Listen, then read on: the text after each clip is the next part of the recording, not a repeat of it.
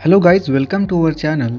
तो guys, WWE में नकली फाइट में जब भी कोई मैच बुक किया जाता है तो उस मैच में शामिल हर रेसलर को जीतने का बराबर मौका मिलता है, लेकिन ऐसा हर बार नहीं होता। बीते सालों में WWE ने कुछ ऐसे मैचेस भी बुक किए हैं जिनमें मैच में शामिल किसी एक रेसलर के खिलाफ कई सारे चीजें होती है, और ऐसा अक्सर बेबी फेस रेसलर के साथ होता है, क्योंकि WWE अपने बेबी फेस रेसलर को मुसीबत में घिराकर उस रेसलर के लिए फैंस के दिलों में सिंपैथी कलेक्ट करता है, क्योंकि लोगों को लगता है कि उस बेबी फेस रेसलर के साथ मैच में बहुत गलत हो रहा है, और इससे फैंस उस रेसलर के साथ अपने इमोशन को जोड़ पाते हैं। तो गाइज, आज के इस वीडियो में ऐसे ही 5 रेसलर के बारे में जानेंगे जहां सबसे ज्यादा अनफेयर WWE मैचेस की गई है। तो गाइज, विदाउट वेस्टिंग टाइम चलो वीडियो स्टार्ट करते हैं। Number 1, the shield versus 11 wrestlers. Guys, the shield ने 2013 में 2 बेहतरीन हैंडीकैप मैचेस में हिस्सा लिया था, और वो दोनों मैचेस कुछ ही दिनों के अंदर हुए थे। 20 सितंबर 2013 के स्मैकडाउन एडिशन में इस ट्रायो ने 11 रेसलर वर्सेस 3 का हिस्सा लिया था। हालांकि देखने में तो इस मैच में द शील्ड को जितना नामुमकिन सा लग रहा था, लेकिन WWE ने इस मैच में गॉन्टलेट मैच में नियम बनाया था। इसका मतलब ये था कि वो 11 रेसलर एक एक करके ही लड़ने आ सकते हैं, और जब वो एक रेसलर हार जाता तभी दूसरा रेसलर रिंग में आ सकता था। द शील्ड ने इस मैच में डॉल्फ जिगलर और कॉफी किंगस्टन को हरा दिए थे,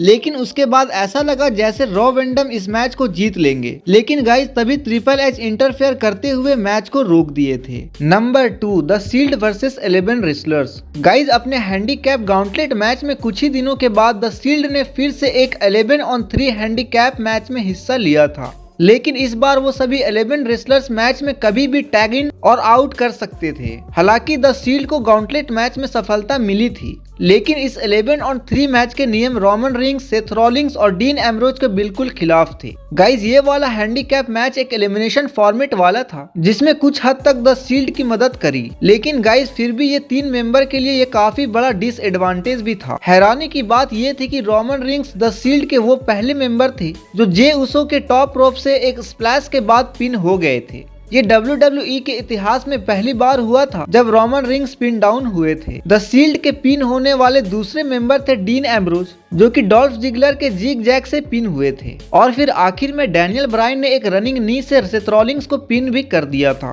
ऐसे मैचेस जिसमें बेबी फेस का साथ दिया जाए वो बहुत ही कम देखने को हमें मिलते हैं, और ये वैसा ही मैच था जो WWE में बेहतरीन काम किया। और गाइज, ये मैच 2013 के हाईलाइट भी बन गई थी। गाइज, अब बात करते हैं number 3, John Cena and Randy Orton versus entire Raw roster. Guys, ruthless aggression era के सबसे बदनाम मैचेस में से एक देखने को तब मिला जब जॉन सीना और रैंडी ऑर्टन ने साथ मिलकर काम किया। 2008 में इन दोनों दुश्मनों ने किसी आम टैग टीम मैच में एक साथ काम नहीं किया, बल्कि इन दोनों ने मिलकर एक 17-on-2 हैंडीकैप मैच में रॉ के पूरे रोस्टर का सामना किया था। ये हैंडीकैप मैच एक एलिमिनेशन फॉर्मेट में था, और हालांकि जॉन सीना और ऑर्टन एक दूसरे को पसंद नहीं करते थे, लेकिन फिर भी वो अच्छे से साथ में काम कर रहे थे, और जॉन सीना और रैंडी ऑर्टन ने काफी बेस्ट परफॉर्मेंस देकर 3 को तो एलिमिनेट कर दिया था इस मैच में। लेकिन गाइस, किसी तरीके से ये मैच को नो कॉन्टेस्ट डिक्लेयर कर दिया गया, क्योंकि जब बाकी बचे रेसलर ने एक साथ जॉन सीना और रैंडी ऑर्टन पर हमला कर दिया था, जो कि काफी शॉकिंग मोमेंट था। जिसके बाद जॉन सीना ने एक चेयर उठाकर पूरे रोस्टर को उससे मारना शुरू कर दिया था, और जब ये मैच हुआ था तब WWE के इससे झूठे एडवर्टाइजमेंट को लेकर भी कुछ कंट्रोवर्सी हुई थी। गाइज, हुआ ये था कि WWE ने पहले इस मैच में भी प्रमोट करना शुरू कर दी थी, और तब उन्होंने जो पिक्चर एडवर्टाइजमेंट के लिए यूज किया था उसमें क्रिस जेरिको और शॉन माइकल्स को भी रोस्टर में शामिल किया गया था। लेकिन गाइज, असल में पूरे रोस्टर के सबसे बड़े नाम JBL और ओमेगा थे। इस मैच को देखकर ऐसा लग रहा था जैसे WWE ने टॉप स्टार को इस मैच का हिस्सा बनाने में खुद को रोक रखा है,